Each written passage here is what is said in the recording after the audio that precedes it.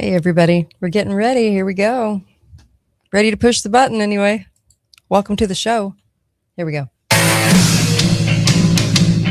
Have you ever heard of some fellas who first came over to this country? You know what they found? They found a howling wilderness with summers too hot and winters freezing. Did they have insurance for their old age, for their crops, for their homes? They did not. They looked at the land and the forests and the rivers. They looked at their wives, their kids, and their houses. And then they looked up at the sky and they said, "Thanks, God. We'll take it from here." They were rugged fellows. They were men.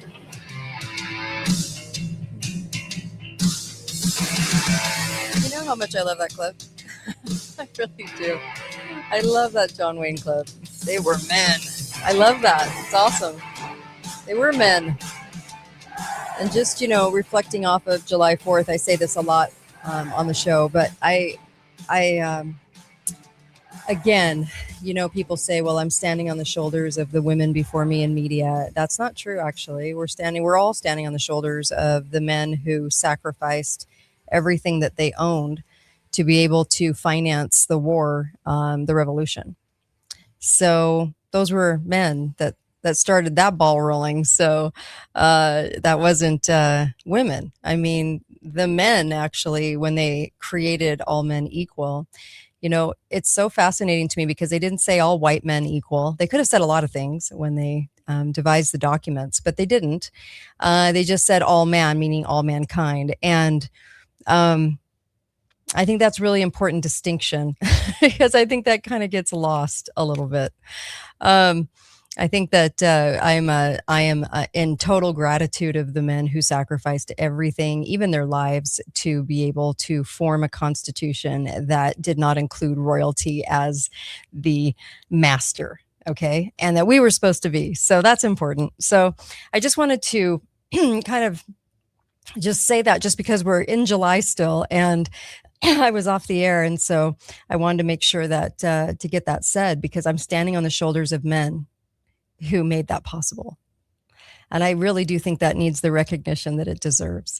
The women could do what they could do before me because of those men. It still goes back to those men relying on God. So I love that. I want to know something else too. I was thinking about this because I was kind of diving into the 1800s lately. And I was thinking, why did they call it the Civil War? I mean, we call it the Civil War, kind of like the World War I wasn't called World War I in the beginning. It was called the Great War because they wanted it to be over. They wanted war to be done with. And they were sold a box of rocks on that, right? Because then we had World War II and continuous wars since, with the adoption of the United Nations, which only served up a cabal to give us more control and more war. And wars are fought for money. Wars are fought for profit. Wars are not fought for slavery. They're never fought for human rights. Wars are never fought for human rights. They're under the guise of human rights, but they're never fought for human rights. They're always fought for money, trade, and profit, right? And control. Okay. So it's just good to know. And so when the Civil War was happening, they actually called it the rebellion. And they didn't like the fact that Americans, after the revolution, were rebelling because they wanted the states to be distinct and different. They did not want the federal control. Well, we are the United States of America, yes, but states' rights were very important. The profiteering that was going on in the South. Of course, we don't want human slavery, but that was being worked on way before the Civil War. That was being worked on the day the ink dried, and even before that, when the Constitution went into effect. So the Civil War, they named it the Civil War like 30 years later. They didn't name the Civil War at the time. So when you see these shows that are talking about the Civil War, when the Civil War was happening, like that's not truth because it wasn't called that. It was called a rebellion. But you can't have, the War of Northern Aggression. Thank you for that comment. There was a couple of names. A lot of people referred to it as a rebellion, but they didn't like that because they didn't want Americans to think they could rebel. So they wanted to come up with a very docile term to explain the Civil War, right? So the Civil War, or the war, So they named it Civil War. So it doesn't sound so rebellious. And so like Americans stood up to the feds. They stood up to the feds and said, well, wait a minute, our southern states, blah, blah, blah. This is how they run. This is trade. This is the profit. And so hence the rebel flag. Yes, I'll be, thank you. Yes, hence the rebel flag. So very interesting when we talk about history, when we're in history, and then what comes out of history and what we think the terms that were used. But they did use Civil War because they wanted us to think it was more docile than it was. And they don't want to implant the idea that Americans within their own country are going to fight for their own country. Right? So a lot of states' rights issues in the Civil War, the rebellion, War of Rebellion. So I just wanted to make that comment because I study history a lot, and it's kind of interesting to go back and realize how many things we talk about now have been changed through history, and as we refer to them with our 2026 lens, that it's not accurate. So there's that. All right, you know what? I will take a caller. Why not? Hi, caller. Welcome to the show. Go right ahead. Yes, that's a complete lie. They call it a civil war. Yeah. Civil implies it's a rebellion within a country. Mm-hmm. It was a war of aggression on an entirely different country. Mm-hmm. The state established a new country, the Confederacy of the United States. And so you need to look at it's very similar to what our government, federal government, the White House is doing over there in Iran. Yeah.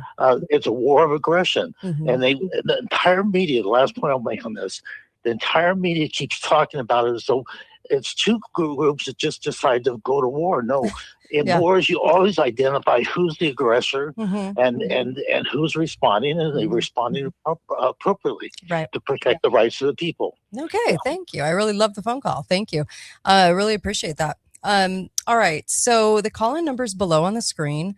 And I just want to make sure you realize that you can call in. It's 435-680-2503. I've been doing this 16 years, long time. And boy, do I have treasure troves of info. And I want to get to kind of a big rabbit hole that I'm going to introduce today, but I don't know how far I'm going to be able to go on it. Dr. Lee Merritt was supposed to join me today. She had to reschedule to Tuesday, so she's going to come on Tuesday. So the header of the show will say Kate and Dr. Lee Merritt, but she has to come on Tuesday. So, and that happened right before I started the show. So I just want to let you know that. So if you were expecting Lee. So I know that there's been a lot of talk about Fauci. Fake G. And I wanted to, I love Babylon Bee because who wouldn't? Whoops. I don't know why that is showing. I don't know why that is showing. Okay. So when we get to let's say Fauci, let me add this to the stage right here. I'm on YouTube for all of you. So, and Rumble and such. So you can see what I'm talking about. But here was another meme, and it was Democrats accuse Fauci diary of attacking science.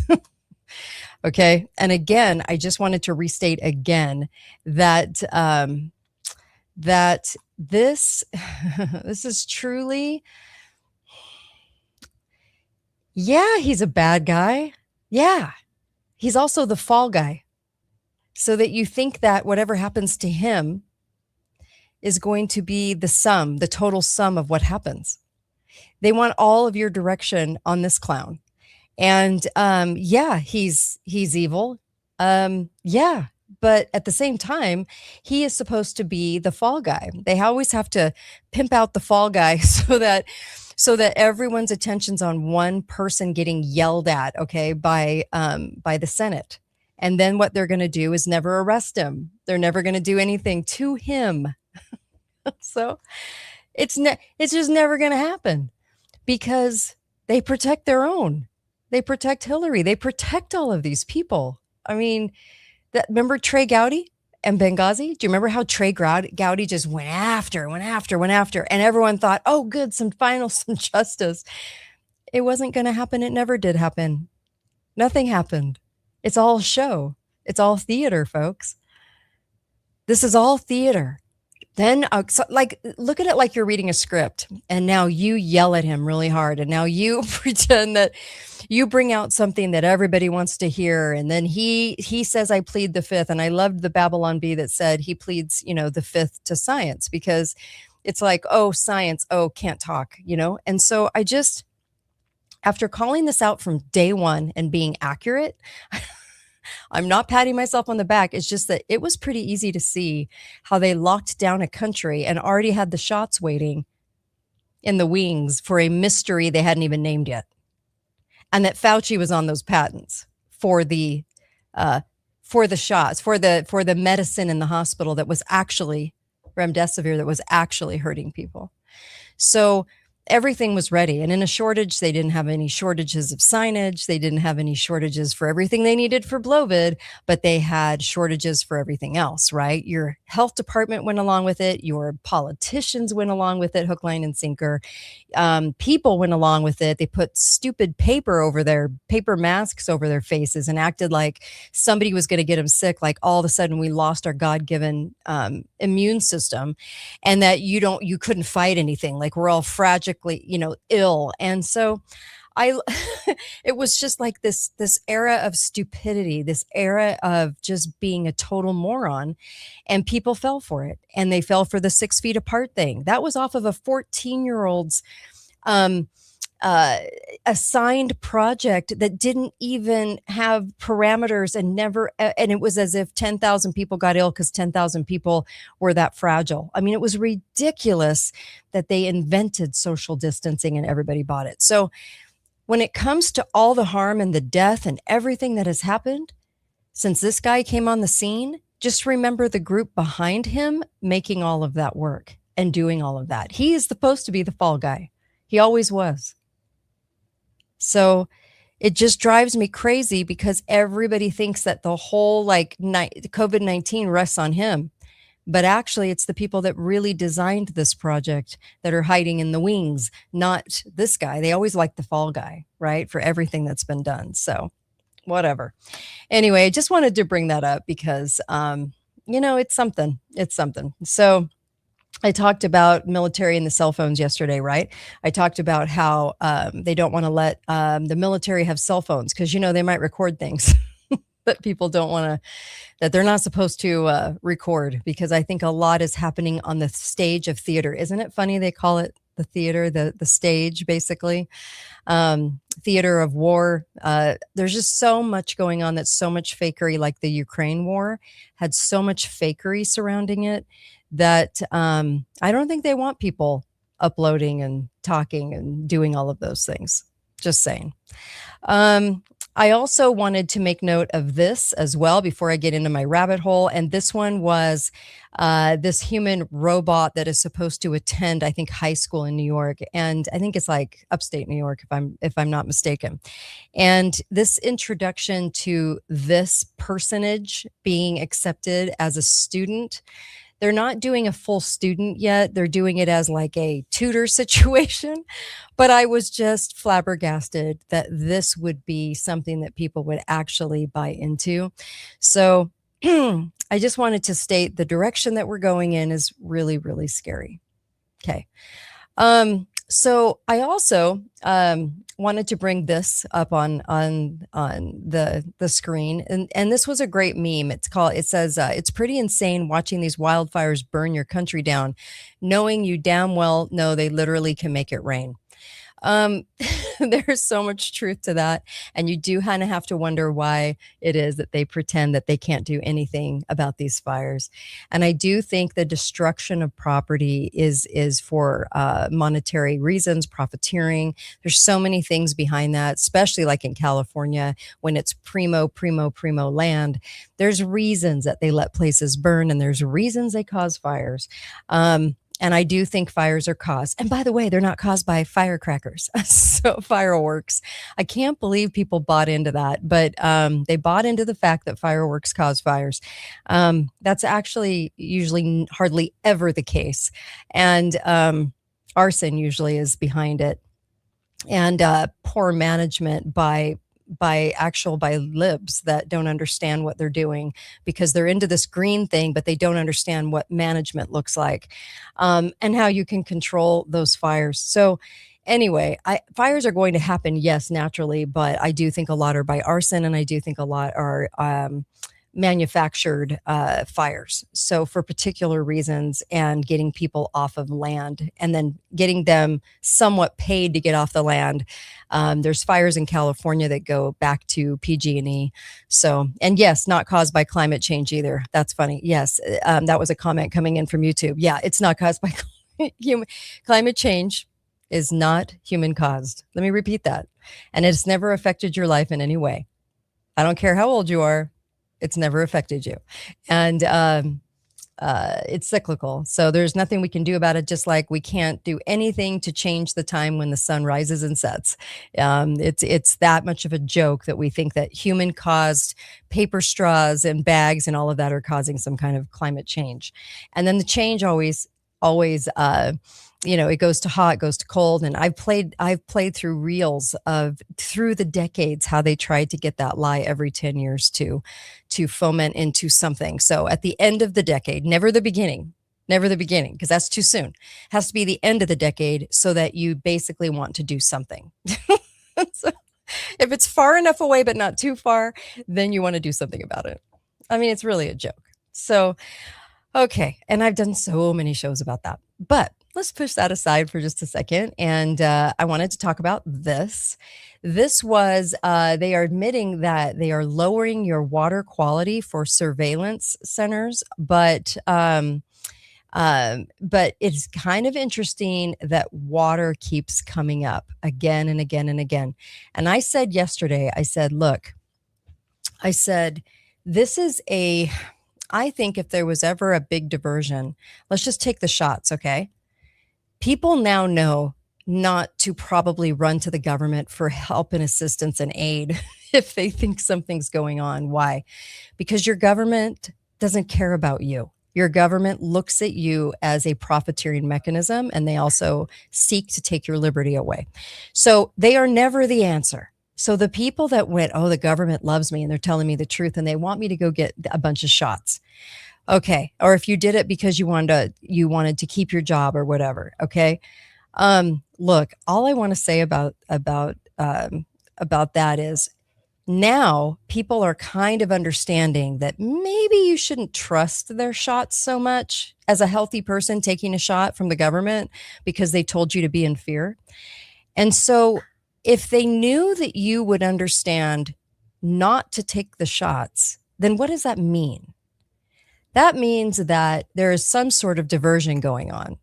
So I think there's more to what they end up doing in our water in the future to cause us to be pharma patients for the rest of our life. Because number one, it would be undetectable really to take a paper trail back to the government for that and back to the deep state for that.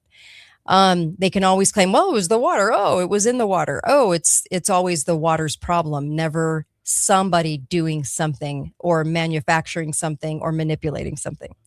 So if we're to the point where we're not going to run for a shot, right? They can't get away with COVID again, okay? Because now people are seeing the effects, turbo cancer, illness, where it's only getting worse. If you had all of those immunizations, I love it when they call them that. I'm like, yeah, okay. If you had all of those shots, you'd be the healthiest person if they were real and they really were there to immunize you. You would be the healthiest person on the planet. And in a time of, and we're not, our health just keeps going downhill. And in a time when we don't have any plumbing problems at all, zero plumbing problems. A black plague virus could not take hold at all right now because we have decent and wonderful plumbing. So, and we've had this since the 50s. So there is no way organically or naturally that something like that could progress that quickly all around the world, by the way. Those variants got there pretty fast. In a month around the world. That's pretty quick. Oh my gosh, I can't believe people fell for variants too. But anyway, going back to this, you can't have a natural organic disease or just arise out of thin air. And then with our God-given immune system, even as strong as it is, and I can't believe it's as strong as it is when you look at the chemicals, the shots, and everything we take into our body, but that's by God's good design, then you can't have something like a black plague arise. And they were trying to tell you that COVID was a black plague. Okay. They were trying to tell you that you were going to get offed like that. Well, what was doing the offing was people going into the hospital for COVID, and then they gave them remdesivir and a ventilator, and that's what was actually killing people. So it was the treatment. It wasn't the mystery disease. And so you couldn't have that with our plumbing today. So, and honestly, the vaccine should have never been manufactured either. The vaccines, I have to say that in air quotes, because we did have good plumbing and we did have all of those things. We had everything in our favor, and they pretended that we didn't. And they pretended we had to have that our immune system now existed in a little vial with a shot, with a needle. So that could never arise again. And I hope people are smart enough to realize that. And I think people are. I think people are finally getting like, maybe we should be a little tad bit suspicious and not run for a free donut to go get our shot.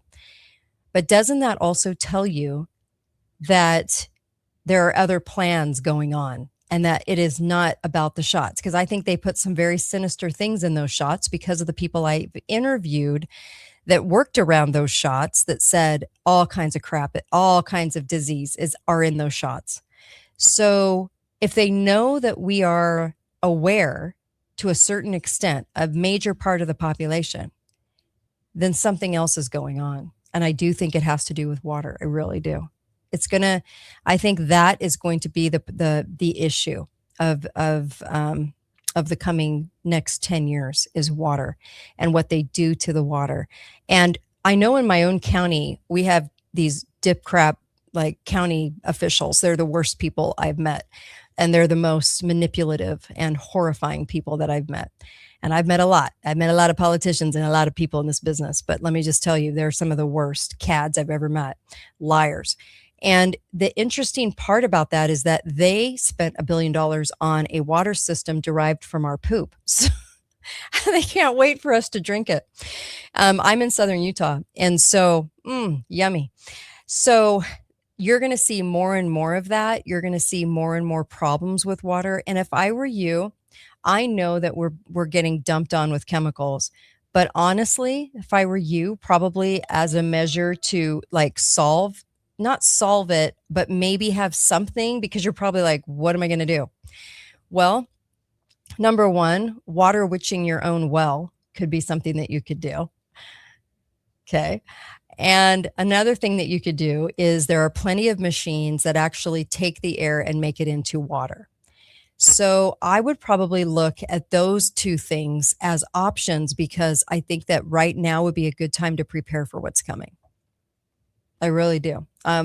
Water is key. In one of the, it was written in 2010, and it was a project, and it was written up as the future of what would happen. And they were going to start cordoning off areas.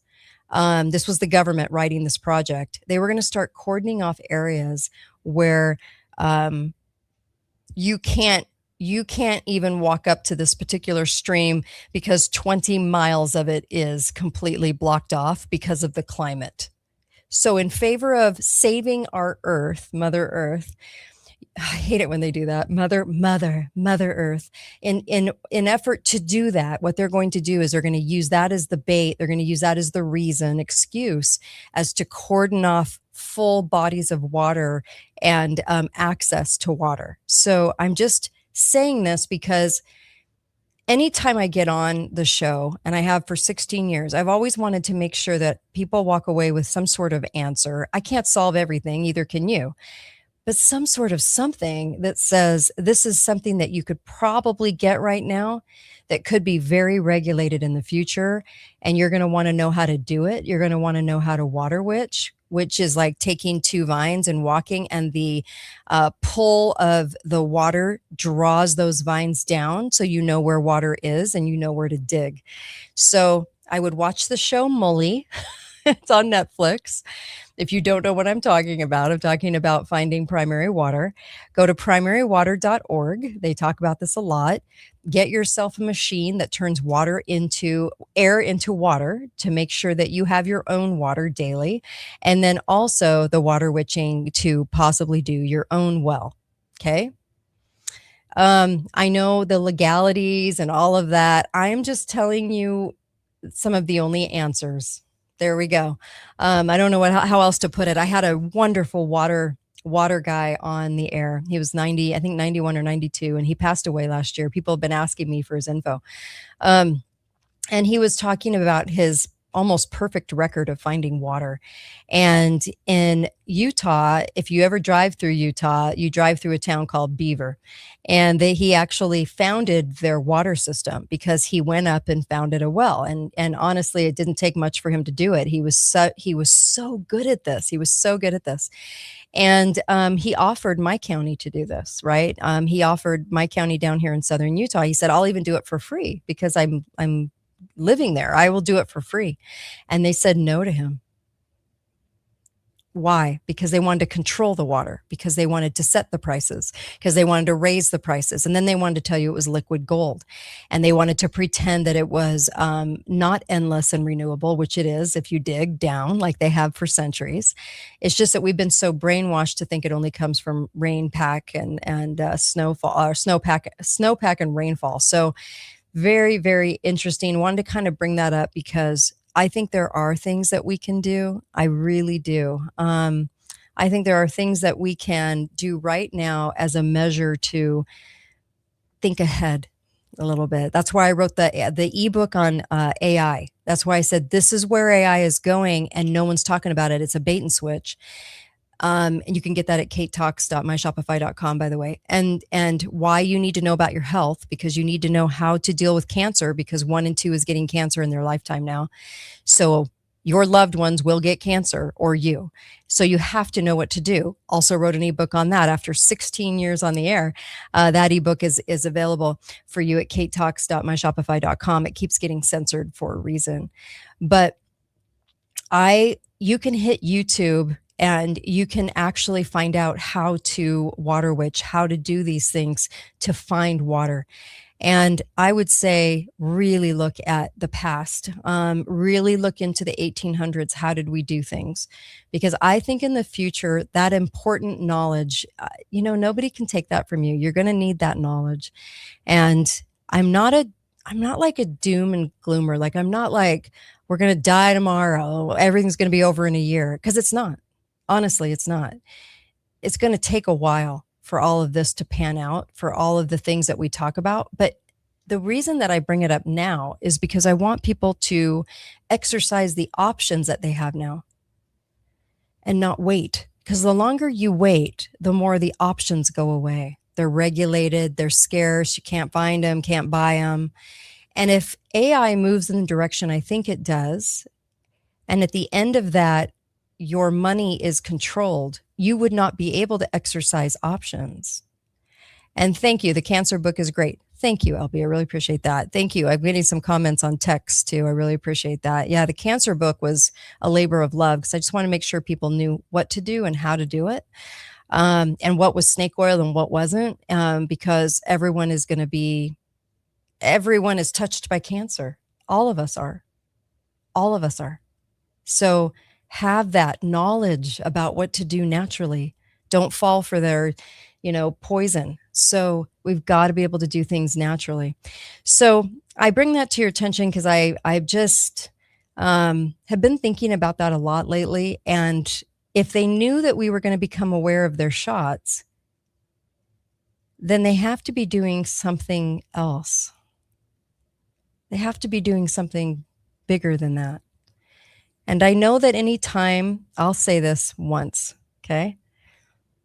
Anytime I've ever talked about water on the show, like in certain aspects of them spreading things in water with certain guests, I've been extremely censored.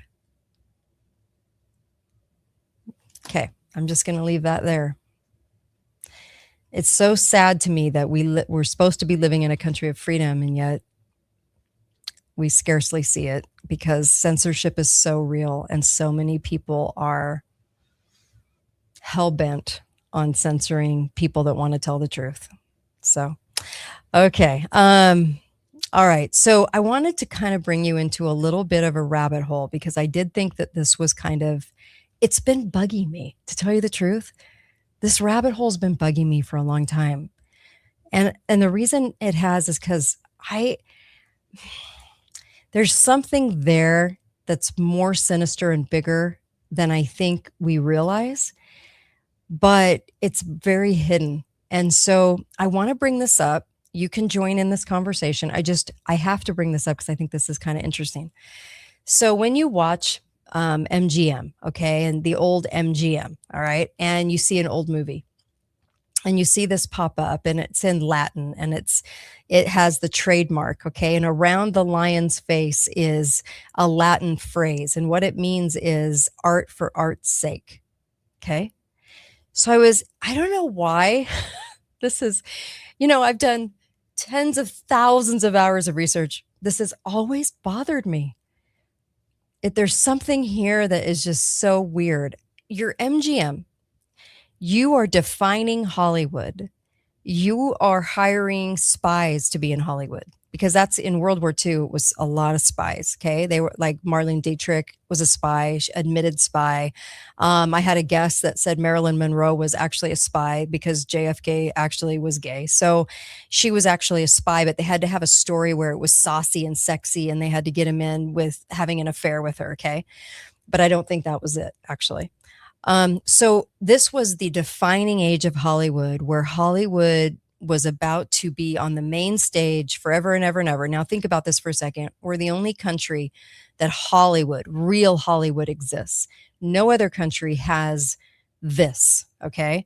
And this is truly run by Zionists who are really Satanists. And I do believe that. A lot of people hide behind being Jewish and they're not. They're actually Satanists.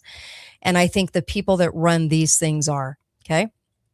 So you have any phrase you can choose, okay? You have any phrase you can choose, art for art's sake. And yes, part of that is saying that what they're about to do is art. The movies are going to be art, okay? And there's a lot of bohemian kind of phrases during this time. And so, okay, but why is it bothering me? Okay. Why is it bugging me? So then I was thinking about seeing a lot of information and doing a lot of research on the orphan trains. And the orphan trains were kind of interesting because there was definite paper trails of kids going into the kind of like work asylum orphanages. But there wasn't, for some reason, they nailed the paperwork on that, but they didn't nail the paperwork on where the kids were sent. And they even admit, even though it's a low estimate, that 20% were sent to really horrible places and horrible homes and used as slaves. I think it was way more than that.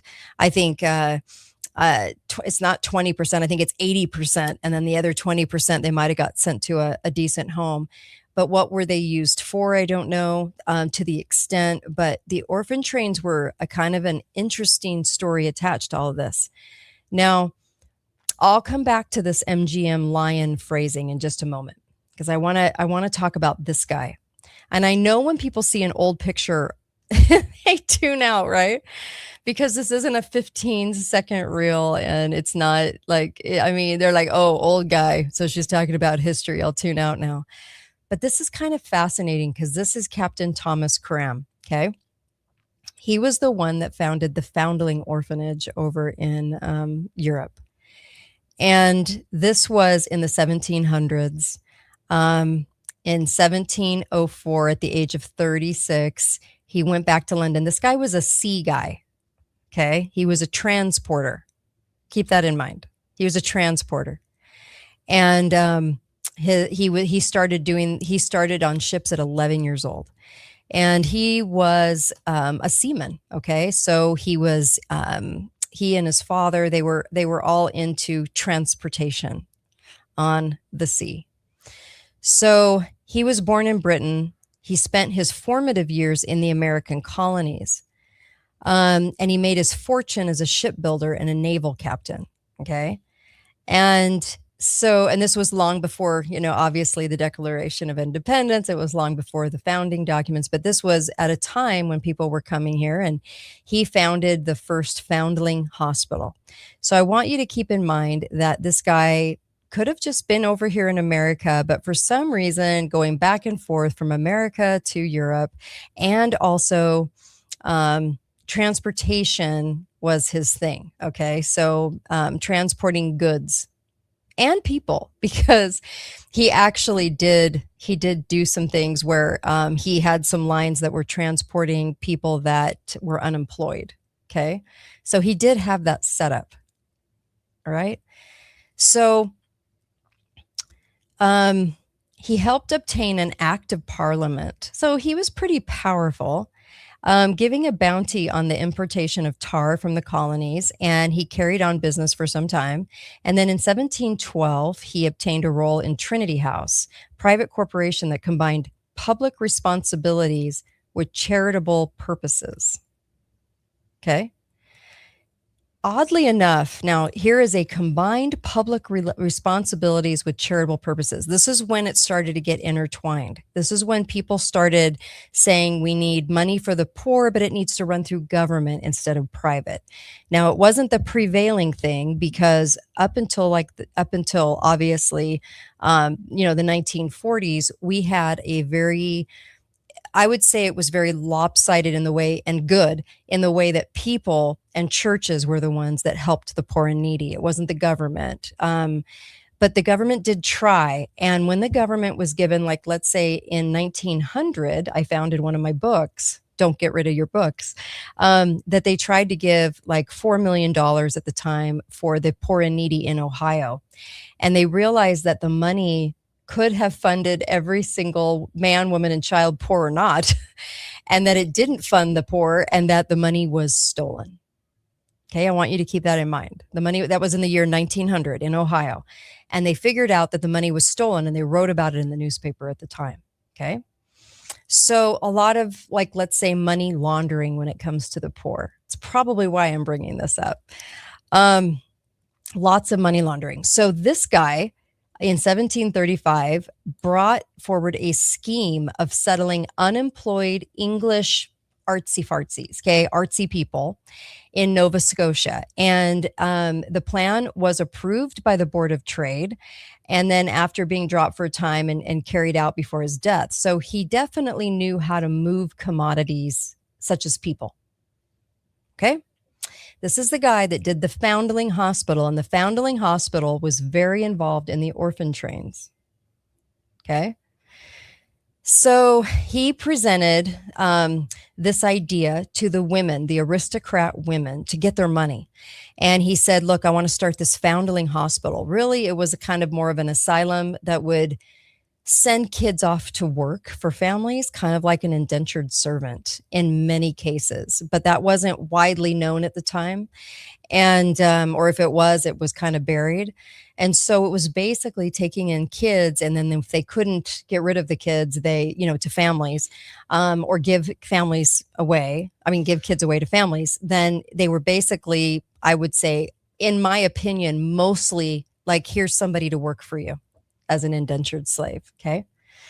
So big money coming in for Karam.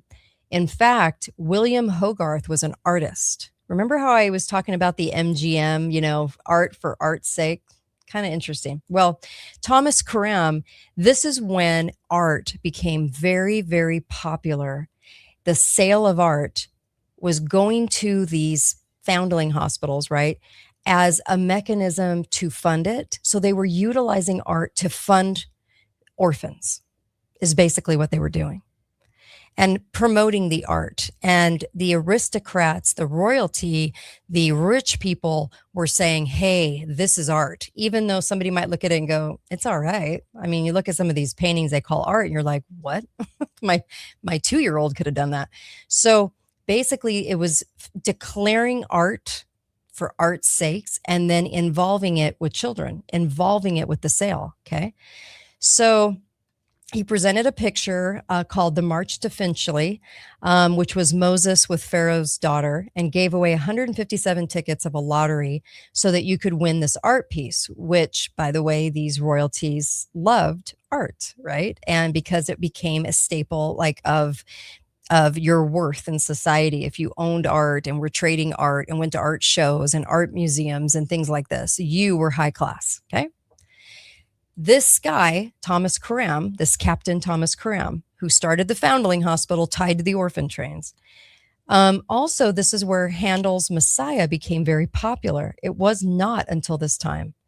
But they threw a benefit foundation for the foundation and donated the manuscript of the Hallelujah Chorus to the hospital.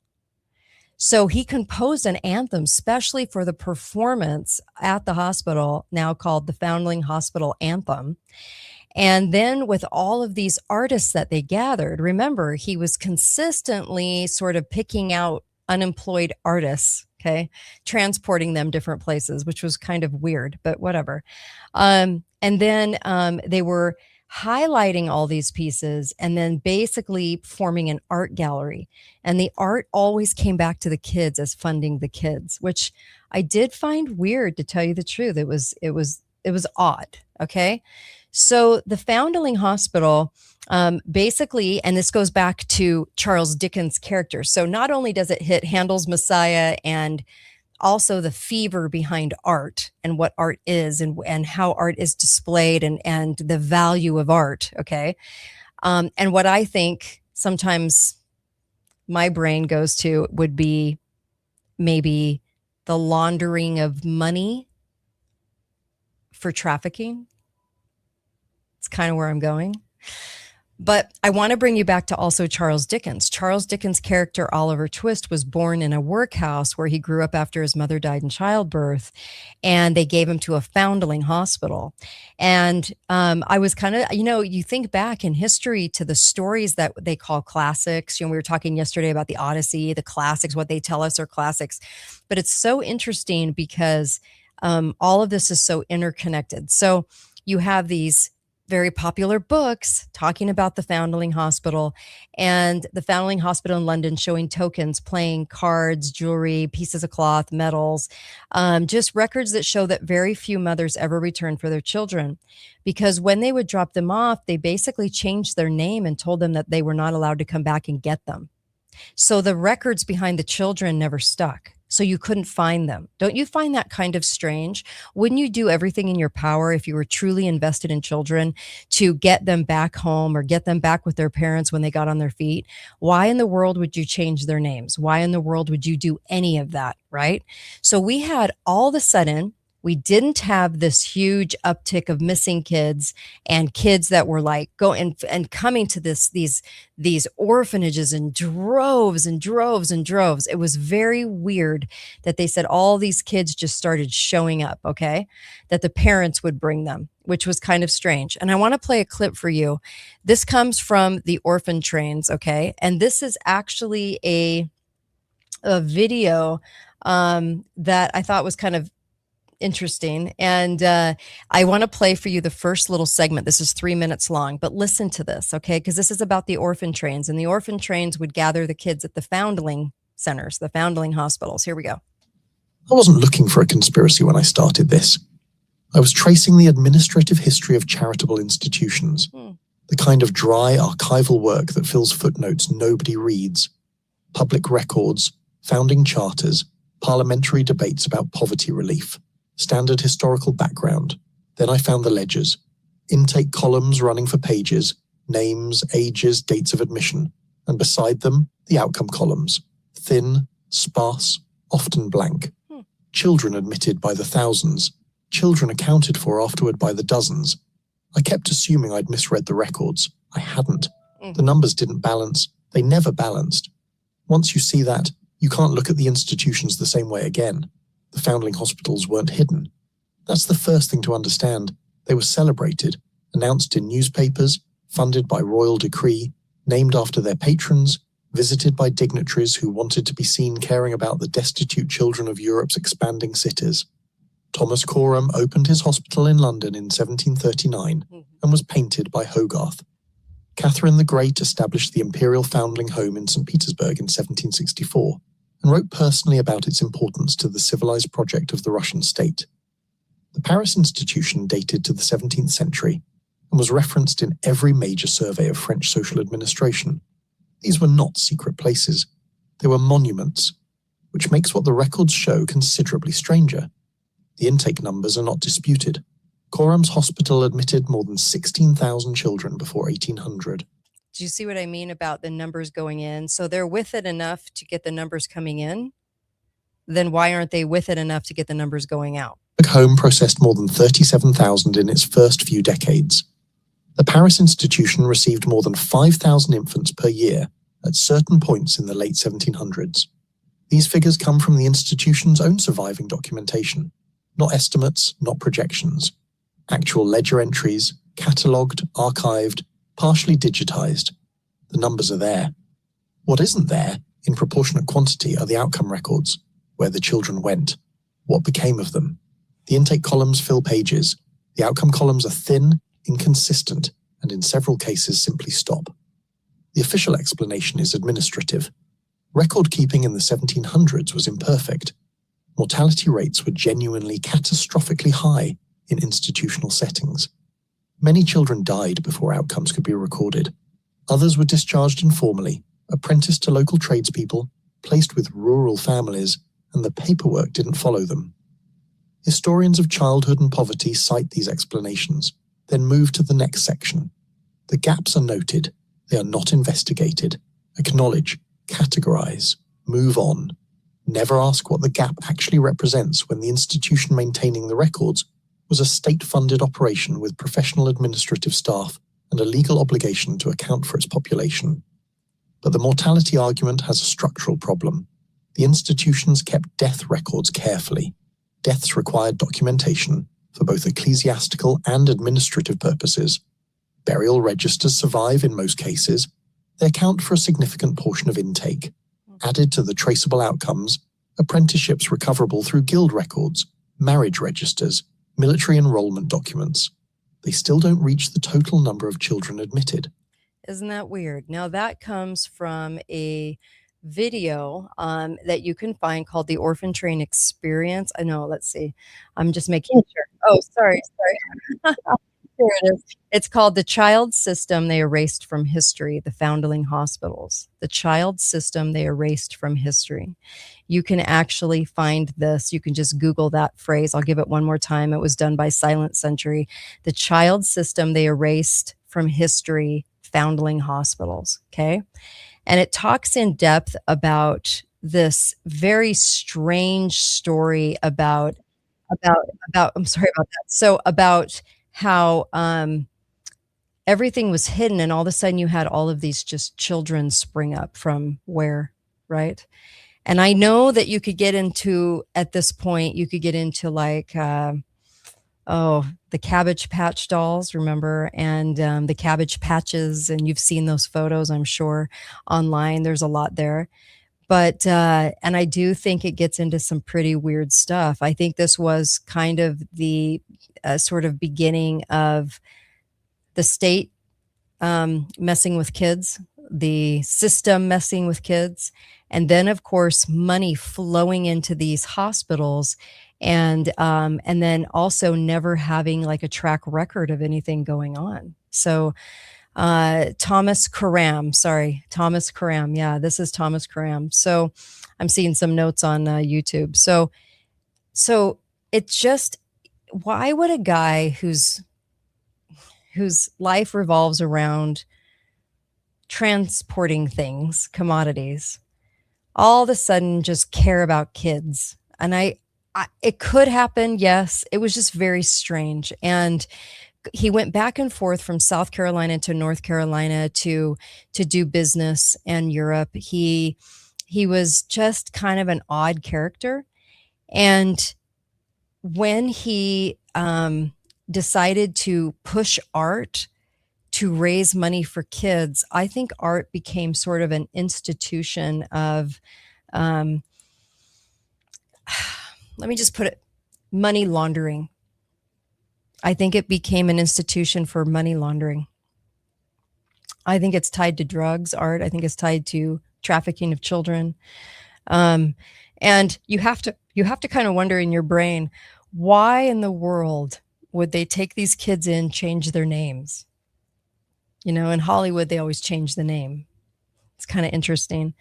But going down some of these rabbit holes with this, and believe me, I've been looking into it, and I'll have to do like a part two. But um, this guy this guy knew how to transport people and get it okayed as far as through regulation for whatever reason. And I just think there was a lot more to the starting of these foundling hospitals and to the orphan trains of the 1800s than people realize.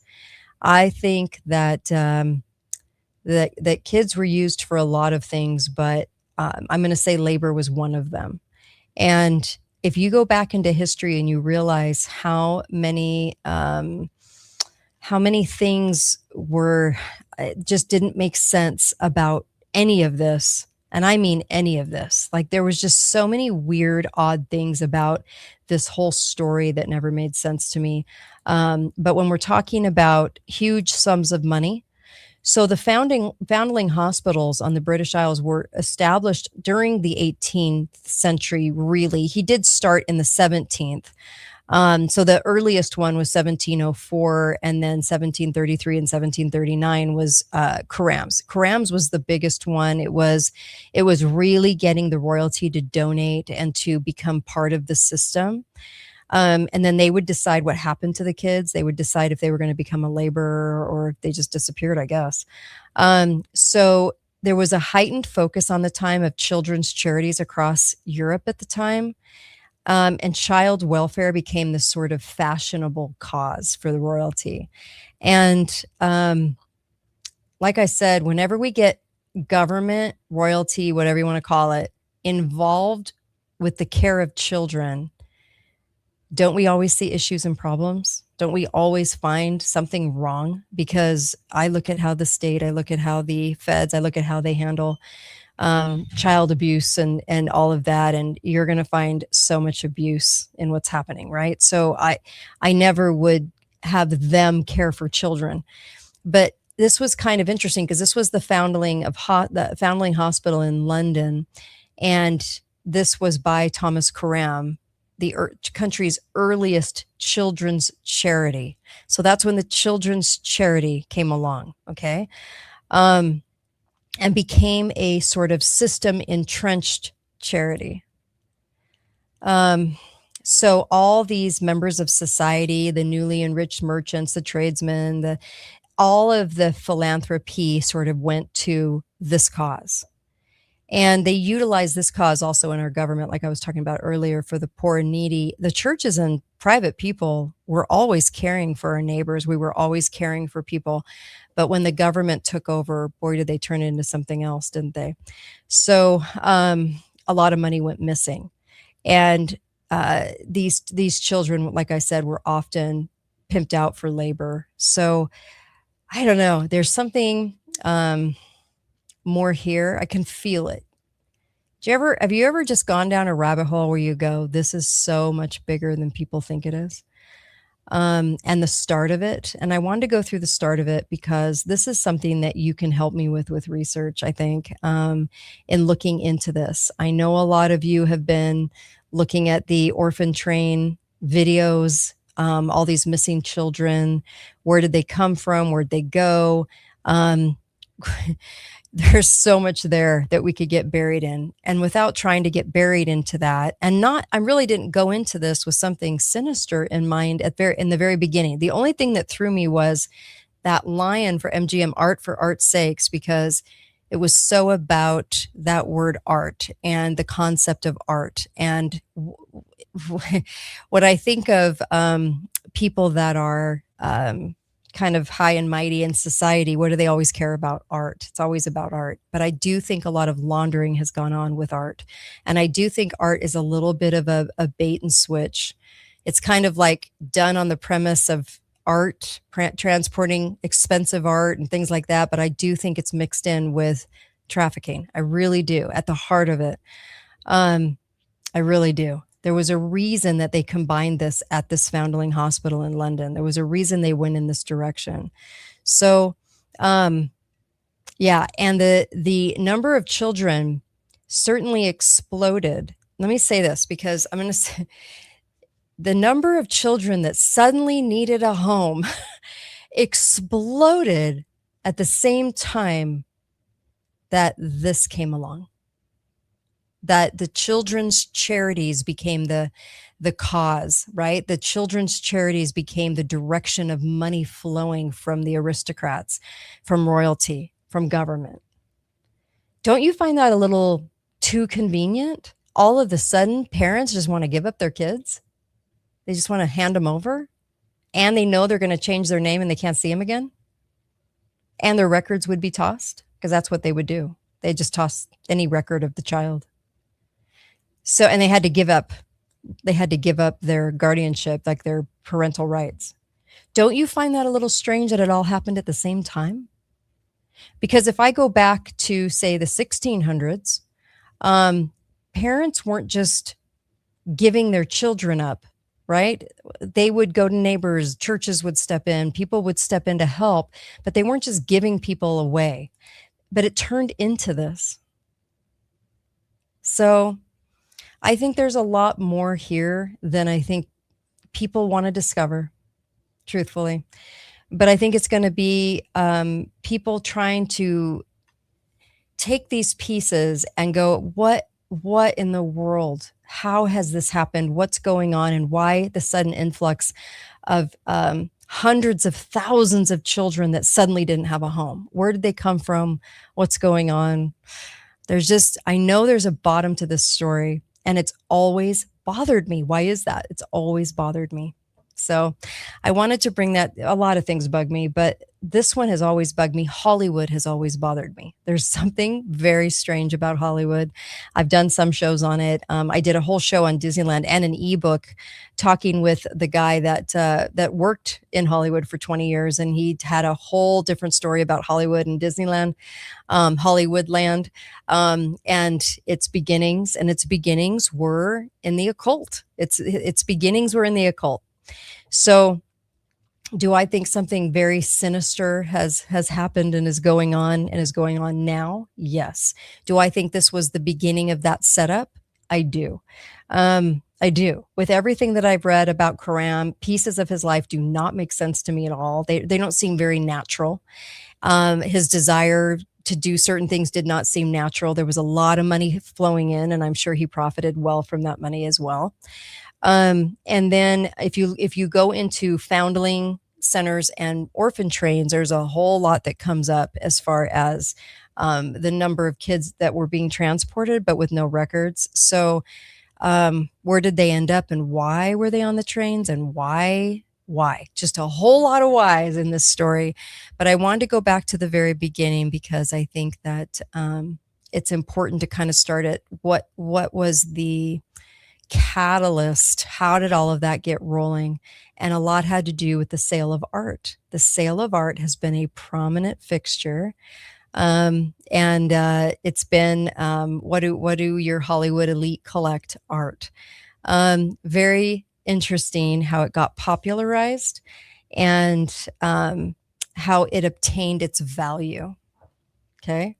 So looking at a lot of pieces. I know this will sound a little crazy, but it is Hollywood. Yeah, you're right. It is Hollywood.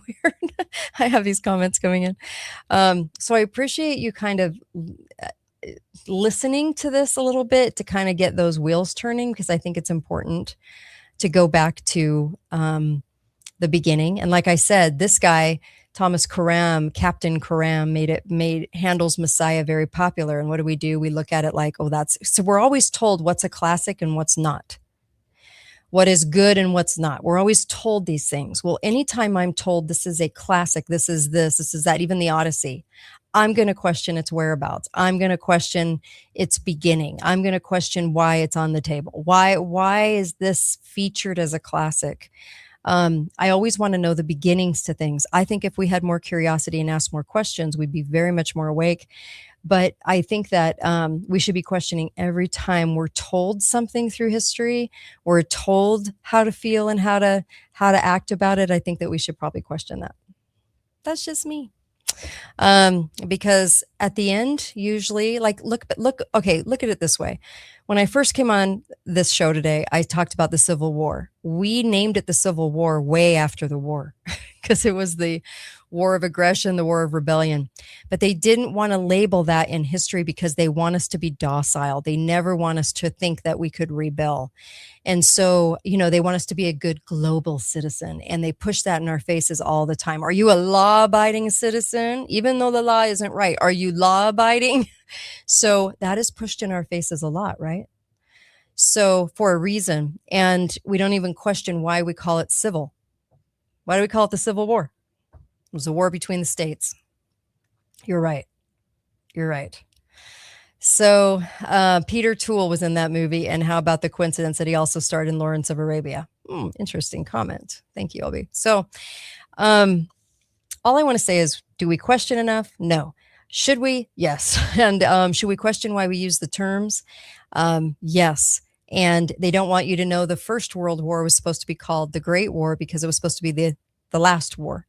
It's just World War I. Why? And we named it that in history because World War II was coming. Very convenient. So after the fact, they changed history. They wanted it to be called the Civil War, so it seemed very docile. So it seemed like nobody was trying to make sure the states had the rights that they deserved, and that they were actually told they had. They wanted the feds to come in and rule. So it really was about that, and then about trade and profit. But people will always think it was about human rights and slavery. If you ask AI, it's about slavery, which was not true at all. It's always done under the illusion of human rights, but it is never talked about for the reasons it's actually done.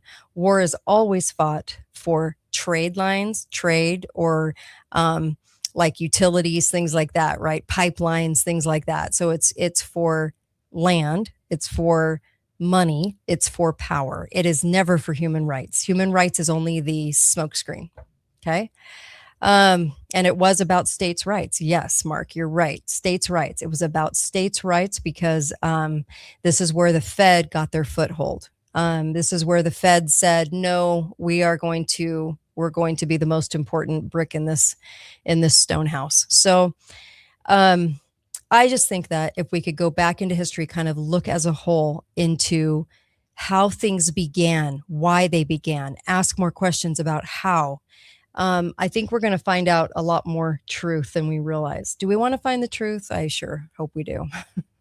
The central bank screwed us all. Yes, they did. That was definitely a plan in the works, and the Titanic is definitely squarely into that plan to get rid of those that weren't going to go along, and get rid of those rich that weren't going to go along. So that even the Titanic was the setup for ridding us of the people that were going to say no to central banking. So yes, I'm with you. Believe me, all of this studying, all of this research. See, talk show hosts, they're not supposed to study. I'm being completely serious.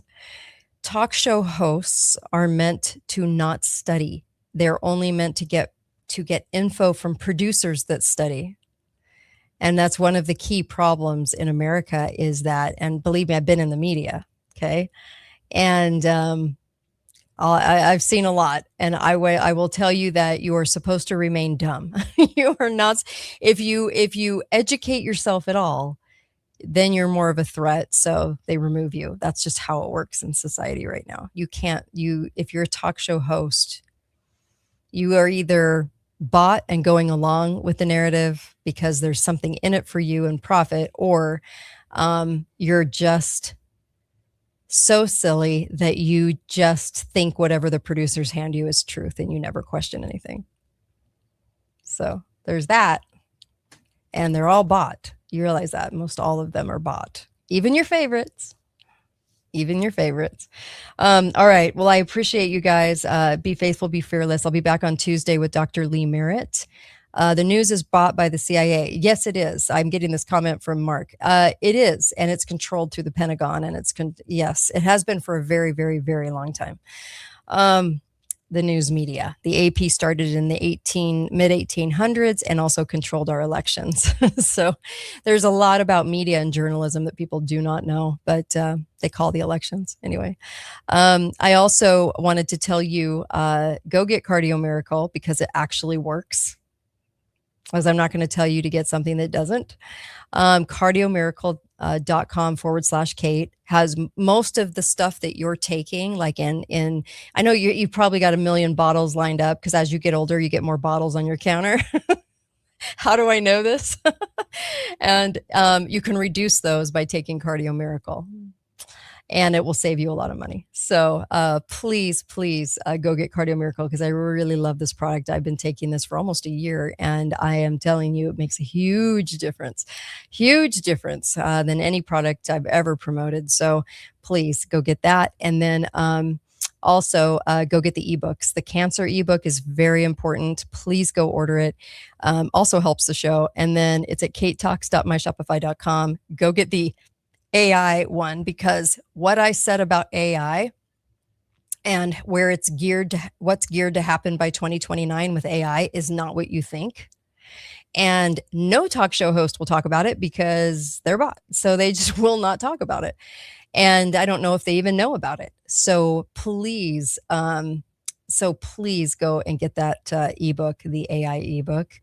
And I really appreciate that today.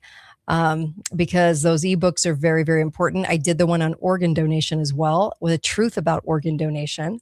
And that is extremely important. So please go get that one because people need to understand what they're doing with their life. And if they are in a tragic accident, what happens and what the hospital will actually do behind their back. So please go get organ donation, the organ donation book. And I really appreciate that. Mark also says you vote right or left for an illusion of freedom. That's true. The right and the left both suck.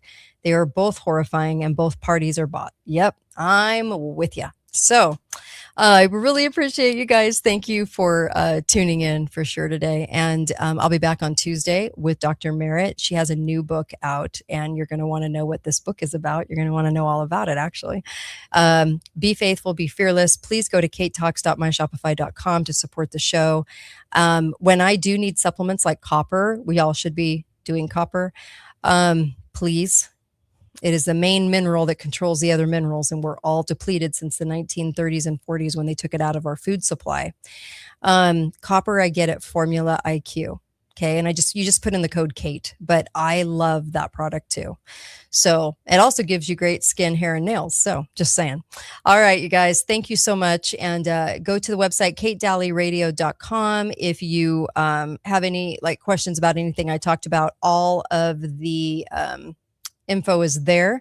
And if you're wondering about supplements, you can actually ask formulaiq.com. I really trust these guys. Are really good, and they have good products, actual ingredients that actually go in. So I love that. But I really, really do appreciate you. Thank you. And thank you for your support. It means a lot to me. And I will see you on Tuesday. So I really do hope you have a great weekend. Go get some sun. Sun turns out lowers your cholesterol when you're getting some sun. And stop wearing sunscreen. It causes cancer as well. Okay? I don't ever put on sunscreen, and I'm pretty fair. I don't put it on. All right, you guys. I'm out. See you guys. KateDalleyRadio.com.